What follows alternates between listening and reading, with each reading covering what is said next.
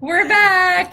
Sorry about that. We had a little bit of a cliffhanger, a technical difficulty, but we will patch this together and we'll post it online in a little bit later. But we were just about to talk to Jill, and Jill was going to give us the really important warning signs, or just what does anxiety and depression really look like? Because I think that we often, as parents, mask what it could be, and I definitely want to make sure that we share with our audience now that they're coming back little by little. Make sure and give us your questions too. Sorry about that. Well, I think that it was such a great thing to start off talking about, by just the idea of having a conversation with your teen, because I think the thing about anxiety that is so difficult is that many of the kids who are suffering from more clinical types of anxiety they appear to be kind of not the squeaky wheel, if you will. They maybe seem like the kid who is, or really is the kid who's performing well in school, who is got friends, who is, is overall could be somebody who is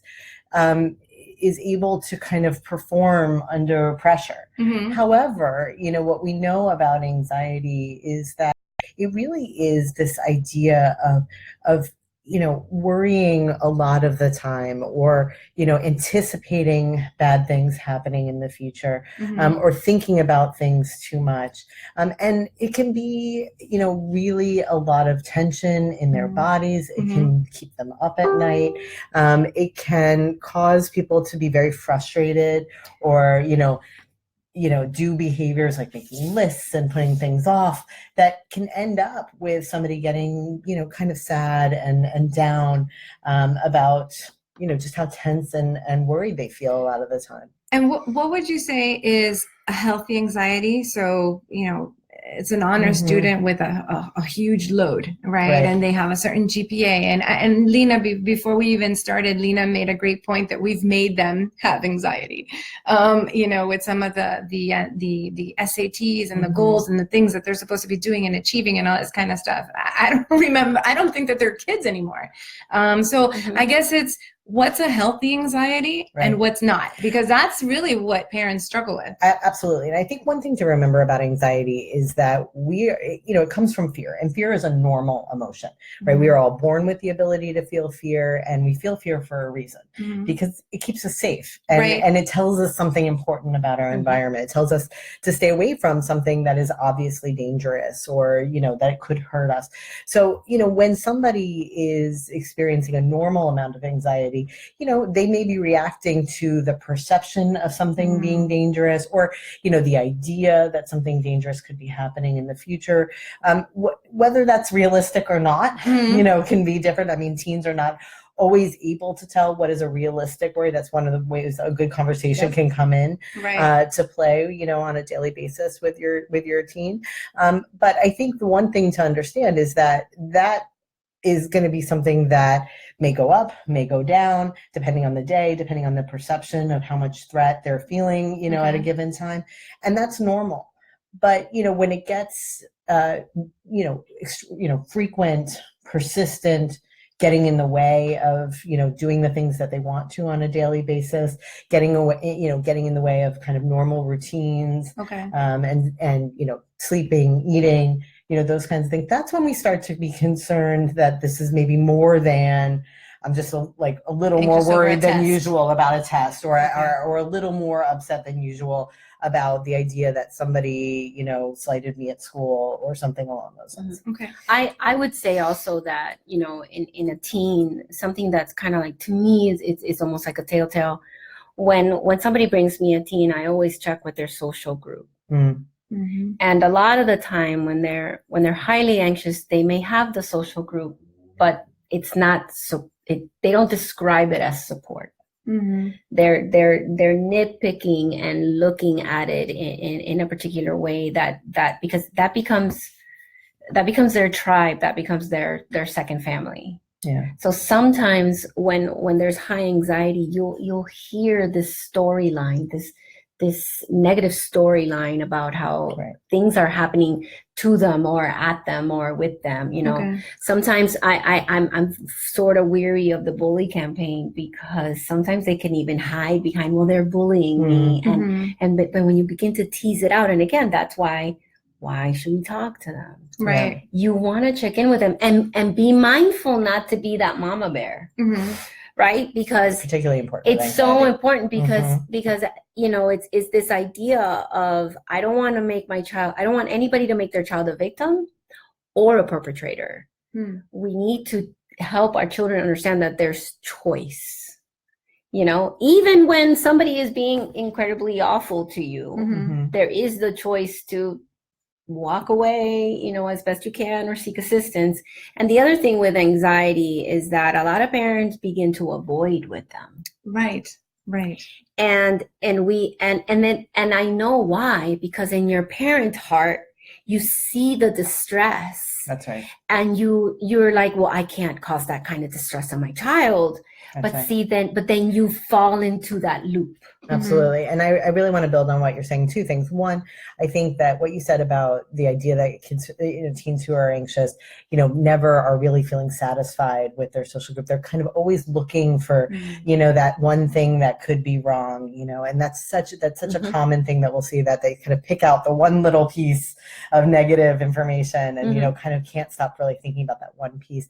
But I think the part about parenting is so key here. And I think, once we get to the teenage years, it sometimes feels like, well, maybe the parenting part is not as important, or maybe, how I get involved or how much I get involved is not really that important. But what we know is that parenting the emotional or the anxious adolescent is like, it feels like a minefield. Yep. Right.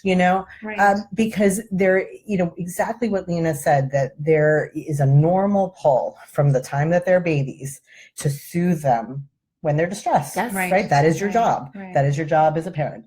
And, you expect that normally a child is going to take over that role of soothing themselves.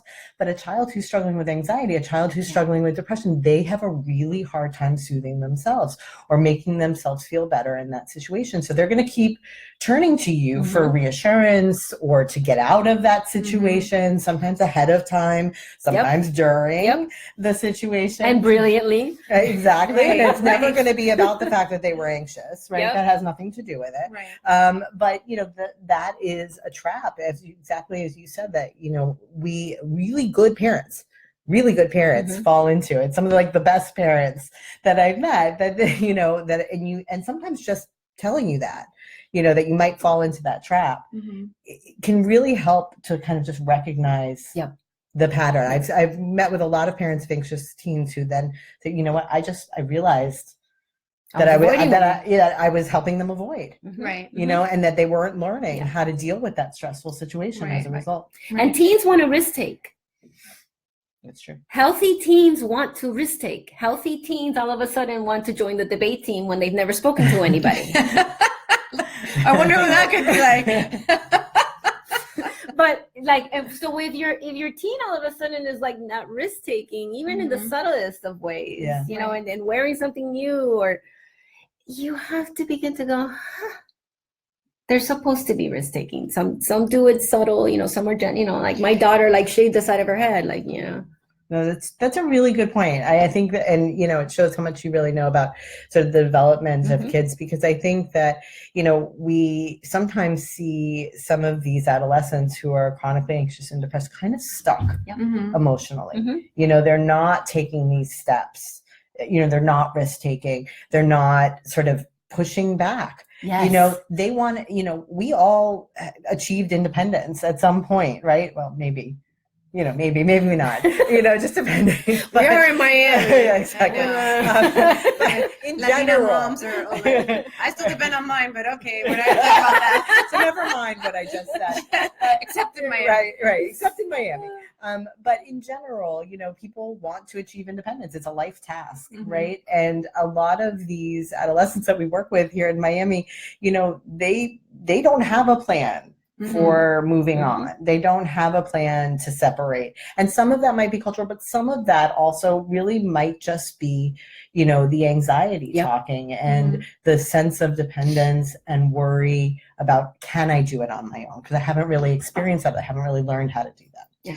So before we move on to some of our questions, and make sure you definitely share your questions. I can't, before we got interrupted, I can't stress enough the amazingness that I'm sitting between right here. So I got the U on this side.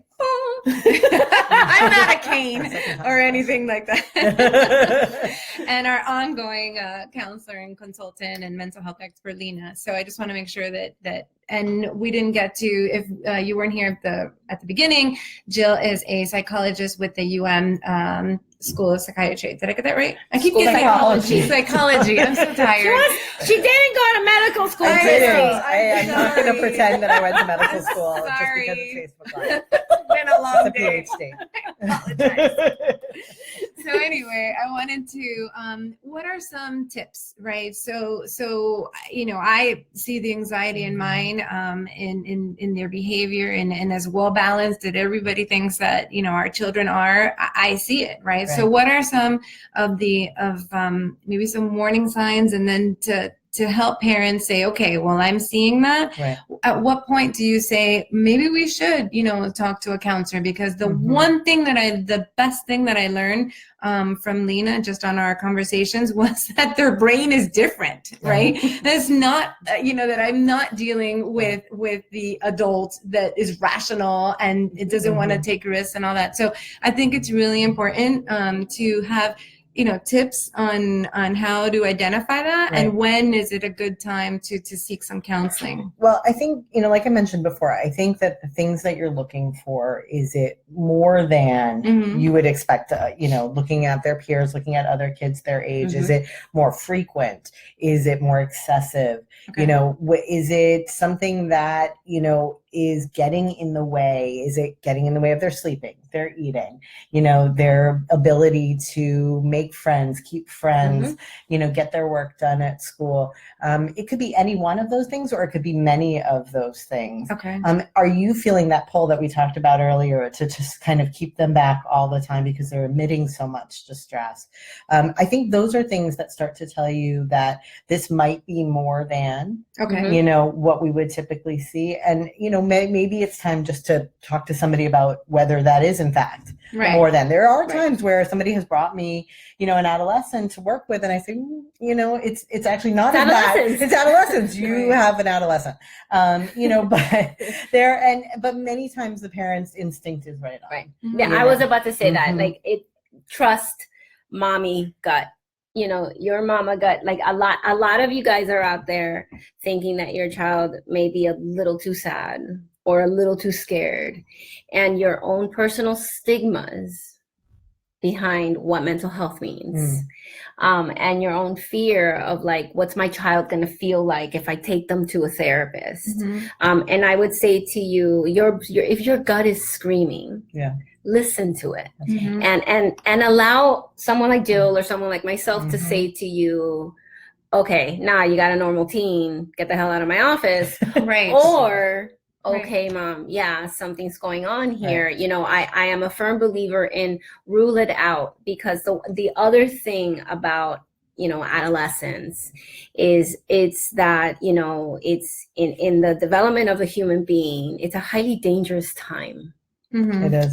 And the impulsivity that they have makes them a little bit dangerous, because maybe there's that, every person that has been around a teenager, there's that one day that it's the end of the world. Right. And that's just as positive as they can be. And, right. They may be smiling 99% of the time, but there's always that one moment. And that's, the shifts in neurology and the reactivity. But if you have a young person that's feeling depressed or feeling anxious, in that one bad day, and with impulsivity, they may make a critical mistake. That's right. And so I would say that for a lot of parents, your gut is screaming, but you're convincing yourself that there's nothing wrong.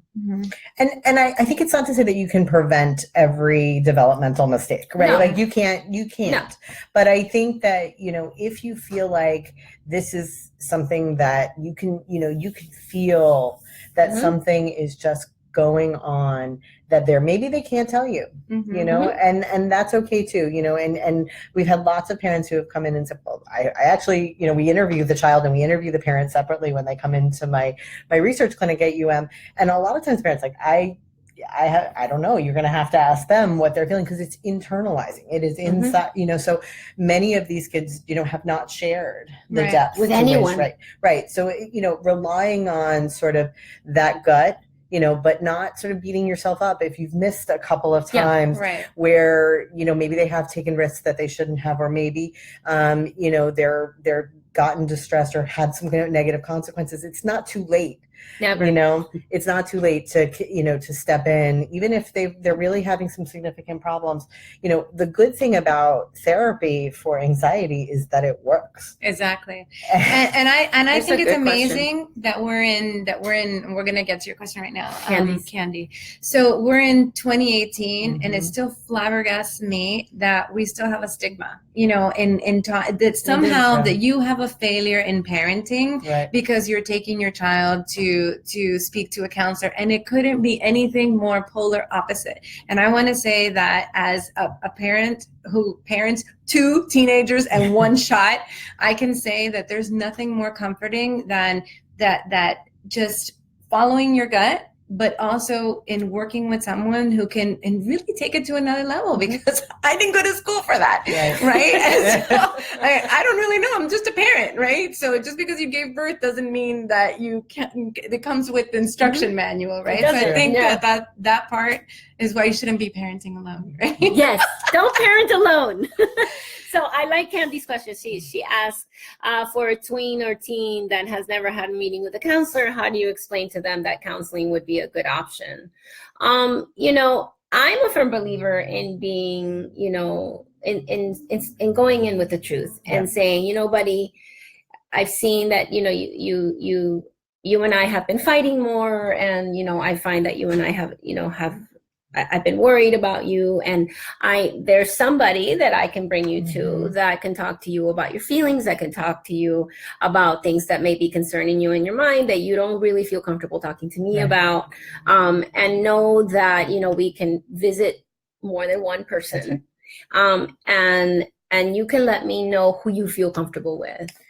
And I think that, you know, just don't make it like, oh, we're going to go to the therapist. And, you know, and maybe you have depression and anxiety. Or threaten. I actually have had a friend of mine. I'm going to take you to the therapist. Threatened that we're in. If you don't shape up, you're going to have to go to the therapist. Right. It's just counterintuitive to me. So I'm like, okay, anyway. But I think that's like the little tiny ones. The police are going to come get you. Right. Or like we switched Santa to, we're going to go, that's not going to happen because you behave badly. Or, you know, it's just like, I think it's a crazy thing that we somehow turn around that conversation and use it as a threat. You know, we have a surprising number of families where they've shown up to our initial assessment and the child thinks that they're there for a doctor's appointment, like a medical appointment. Yes. Like they haven't had any conversation at all, you know, and I think it goes to the depth to which a lot of these parents of anxious and depressed teens, you know, feel like they need to avoid or like protect or keep them in bubble wrap, you know, that they can't handle, you know, this idea that, you know, maybe talking to somebody could be helpful. And I'm just gonna be honest, I think therapy could be helpful for everybody. Everybody. It's amazing. It's a luxury. I love my therapist. Right, me too. I love mine. Right. I mean, I think that, you know, it is a great thing to be able to talk to somebody objectively about what's going on in your life and to reflect. Absolutely. And, you know, that is very hard for adolescents to do just developmentally. And so, you know, the opportunity to it's building a skill, you know, to be able to learn how to reflect and to think about the future. That's all hard things that are hard for an adolescent. So you can't necessarily expect when you first start the conversation that they're going to anticipate that it's going to be helpful or that they're going to be down with it like 100%, you know, so we usually try to build motivation over time as therapists. That's part of the therapist's job is to... We have to win your kid over. That's right. We need to make them want to come back. And I think that it's a fair point that like you said before, it may not be the right one from the beginning. It's like a doctor in the sense of, I know you didn't go to medical school. I'm a doctor, but I got it right now. Yes. Medical school. So, but I think that it's fair to say that maybe they didn't jive with that person from the beginning, and that's okay. You know, I think that that's okay. Like I actually had that experience, and so they just didn't feel, because I'm always plural, didn't feel comfortable, you know, with that setting. They didn't like the setting. They didn't really like, so that wasn't helping the process. So when we moved on to someone else, then that jived and it worked, you know, and that helped out.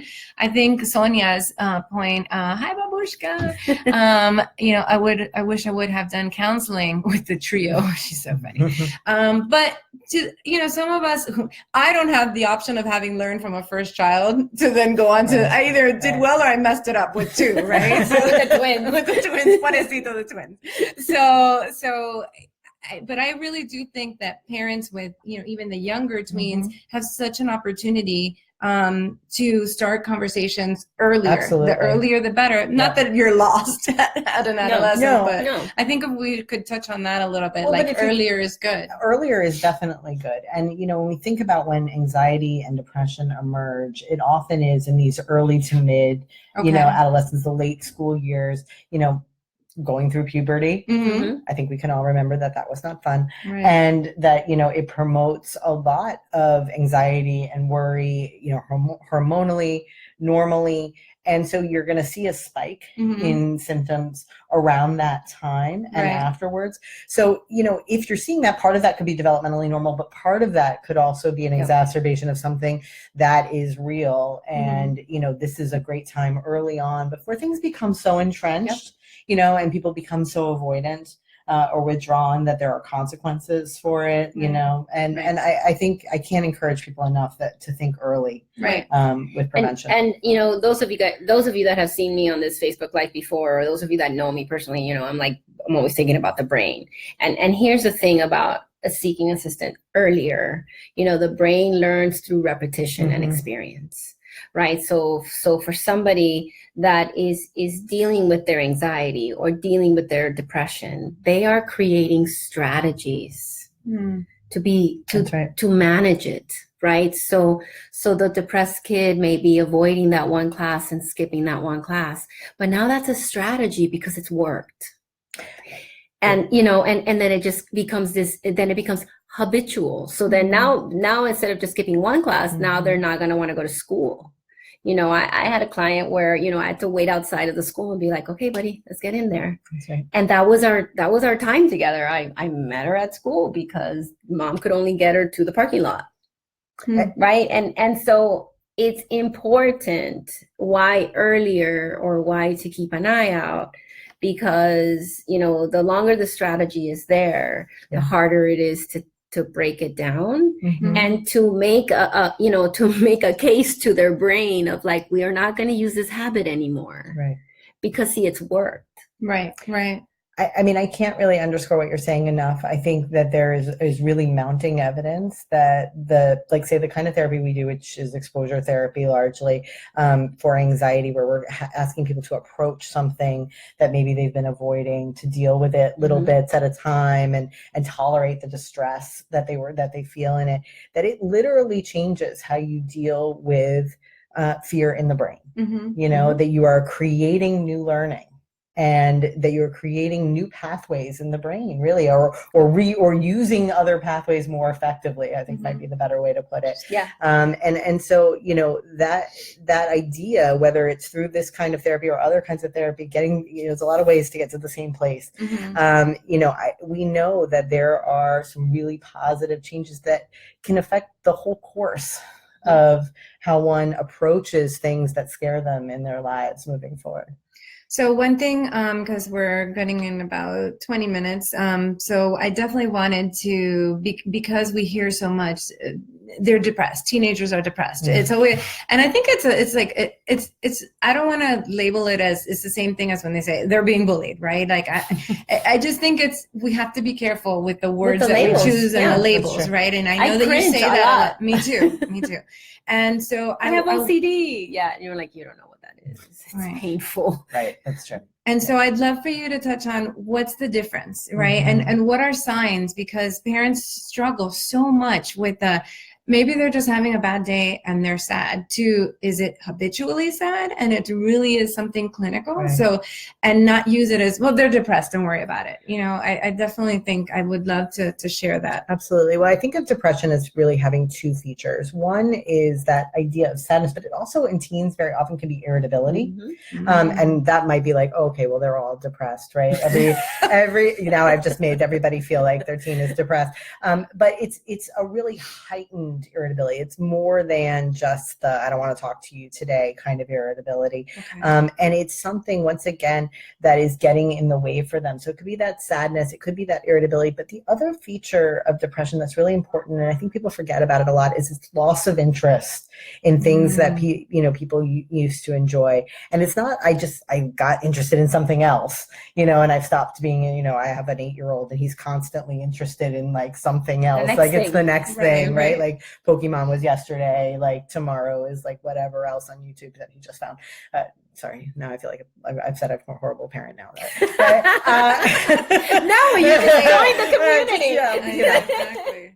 Anyway, so, but, you know, this idea of, you know, I have really withdrawn from things that I used to enjoy. And, you know, you see these teens, you know, all teens sleep a lot, you know, during the day or other times, you know, and not sleep at other times, like at night. But, you know, these things are going to be much more excessive in the depressing. And I think any mom out there who has been depressed themselves, you know that there's a difference. There's a difference between just feeling down in the dumps or being upset at a stressful situation and feeling like you don't want to get out of bed in the morning or you don't want to deal with things anymore, and that it's going to go on for at least a few weeks. Okay. Right. Yeah. And again, for your mama brain, teens like to risk take. Teens like to, you know, do the group chat and play online with their friends because that's the way that we're social. You know, we no longer go to the bakery center for those of you that are over 40. Not me. So it's because, and if those two, I always look at that. And whenever I meet with a teen, I always look, where are they risk taking? How is that the health of their social group? Nowadays, a lot of the teens are, you know, find one another on their phones. You know, they have group chats or they're playing on their Xbox with one another. And that's healthy too. It's just a new form of social engagement. But as a parent, I would look at that, you know, a depressed child is that's not going to be as healthy. Especially if it's not their only connection. Right. If there's no, you know, I really do think, and I think there's mounting literature to support this, that if that's the only way that they're connecting with other people, that not only could that be indicative of depression, but it also might be promoting of depression. Yes. Right. Okay. You don't know how to, if you don't learn how to interact with somebody in real life. And maybe eventually that's going to be how we all interact, not in real life. Right. But for now, you know, there is something very isolative and really that pulls you away from, you know, a place that is about kind of growth, you know, and again, I think those things over time can lead to somebody feeling more anxious and depressed. Okay. I think we should definitely share how your study that you have ongoing. I would love for you to talk about that. I know it's in Miami, but that's okay. It's great weather here. You might want to visit. Yeah, come on down. You know, one of the wonderful things about doing research out in the community on effective treatments is that you sometimes get to partner with amazing therapists and clinics. And we're actually partnering with Stop Parenting Alone. Yay! For a study that we have called the COMET study, which is funded by the National Institute of Mental Health. And I won't, you know, bore you with all the details, but basically what we're doing is just studying a couple of different types of treatment that we think are effective for teens, including what great therapists do normally, like the great therapists that Stop Parenting Alone.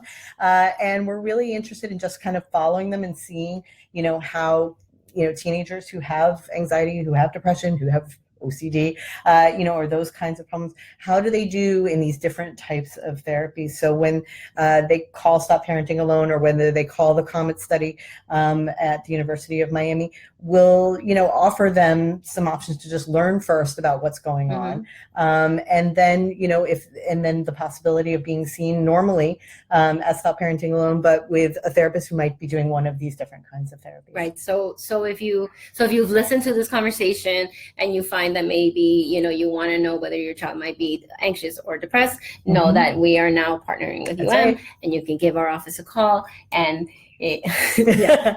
It's all about the you. I don't even know what I feel like I've done it so much. I don't know anything about it. She's not a cane. My husband is. My husband's probably at home going. But so yes, so we are very, very honored to have been asked to be one of the sites, and so come on over, give us a call, and we'll see if you are a good match for the research study.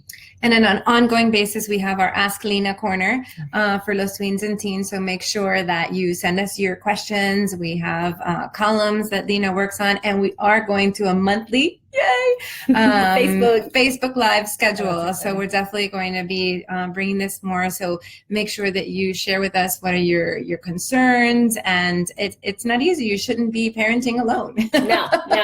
And another thing that's happening at Stop Parenting Alone is that we, on April 8th, it's a Sunday. We're making it like really after church or whatever you're doing in the morning. We're going to have a little program for adolescent girls, and it's called Loud Women, and it's being run by our friend who's an NLP and a practitioner, and she's going to be doing kind of the way that I see it is that it's going to help the girls take out the stuff from the luggage that you parents gave them. Not me. Whoopsie. And we're going to put new things in their luggage so they can launch into adulthood. Nice. And there's going to be different it's every 2 weeks, and there's going to be different topics. And then the first one on April 8th, I'll be special guest star talking to the parents about all the different weeks and what we're going to be talking about to the girls, so that then you can get some information. And then I'll be doing little tiny videos that go along with the weeks, so then you'll have information. So it's another great thing that we're doing, and it's for adolescent girls. So I'm working on the boy one because sometimes we forget about the men. That's true. That's true. And on International Women's Day, I just want to say it was amazing to rock it out with like amazing women right here. So that definitely is a plus that we're talking about mentoring girls, but definitely moms of boys, which Candy is a mom of boys, as is Amanda, who has joined us. So definitely, mom of boys, we're going to bring you stuff as well. So it won't be all just girl stuff. But in general, definitely, I think if we learned anything from our conversation today, and unfortunately all the events that have happened in Parkland, is that we need to be listening and watching and paying attention. So if we could give our parents one last tip before we go, I'd love to make sure that convey like where can they be listening the most, or what's a sign to make sure that we're looking for as we listen. I challenge everyone that's watching us tonight to really take a good look at your child, not the child that you think they should be or the child that you wish they could be, but really take a look at them as the human being that's sitting across from you. Because a lot of the times you miss things because you are looking at them through a lens of what you wish for them to be. And just one little thing about Parkland, it was sad and tragic, but let's also take a really, really good look at all those teenagers and what they have done. Absolutely. In less than 3 weeks.